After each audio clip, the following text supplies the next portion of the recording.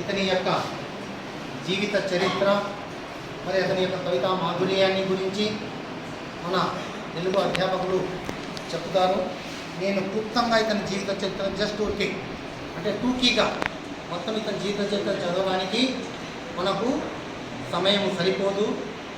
కేవలం టూకీగా అంటే క్లుప్తంగా సంక్షిప్తంగా అంటాం కదా, ఆ విధంగా మాత్రమే చదవగలుగుతాను. ఇతను గుర్రం జాషువా వీరయ్య లింగమాంబలకు 1895 సెప్టెంబర్ 28న జన్మించారు.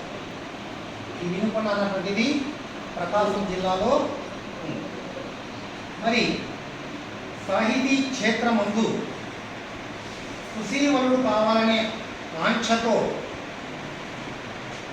ఆనాటి అననుకూల పరిస్థితులు, వాతావరణాన్ని, సానుభూతికి ఏర్పడిన దుర్భిక్షాన్ని ఎదుర్కొంటూ ముందుకు సాగి ఆనాటి పూర్తి చలనచిత్రాలకు వాఖ్యాతగా ఊరుగా తిరుగుతూ కందుకూరి వీరేశలింగం భక్తుడు, చిలకమట్టి లక్ష్మీ నరసింహం వారి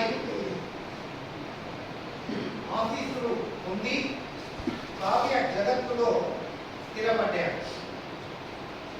తిరుపతి వెంకట కవుల ప్రోత్సాహంతో అతని జీవితం ముందుకు సాగింది. ఉభయ భాషా ప్రవీణులైనటువంటి జాషువా గారు తెలుగు పండితులుగా, ద్వితీయ ప్రపంచ సంగ్రామ సమయంలో యుద్ధ ప్రచారకుడిగా, స్వాతంత్ర్యానంతరం 1956 నుండి 1900 కవి కుంటిక, కవి విశారద, కవి దిగ్గజ, మధుర శ్రీనాథ, నవయుగ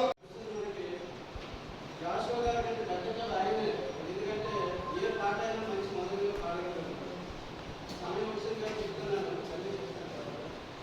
అయితే కోఆర్డినేటర్ అయినటువంటి ప్రోగ్రామ్ కోఆర్డినేటర్ మన తెలుగు మాస్టర్ బాగుపల్లి అచ్యుతరావు గారికి కృతజ్ఞతలు సభముఖులు.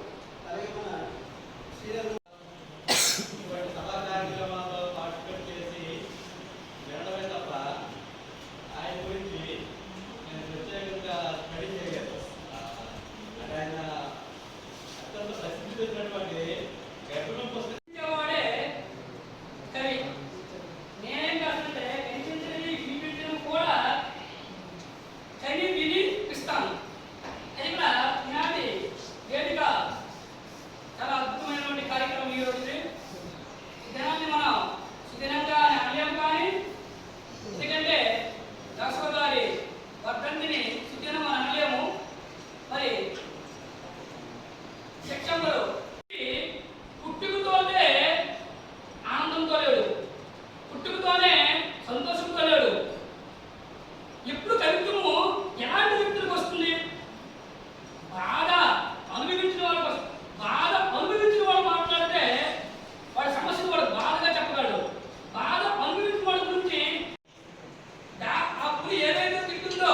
మేక, ఈ మేకని రెండింటినీ కూడా ఆ భూమాత పడుకోబెట్టి జోపడుతుంది.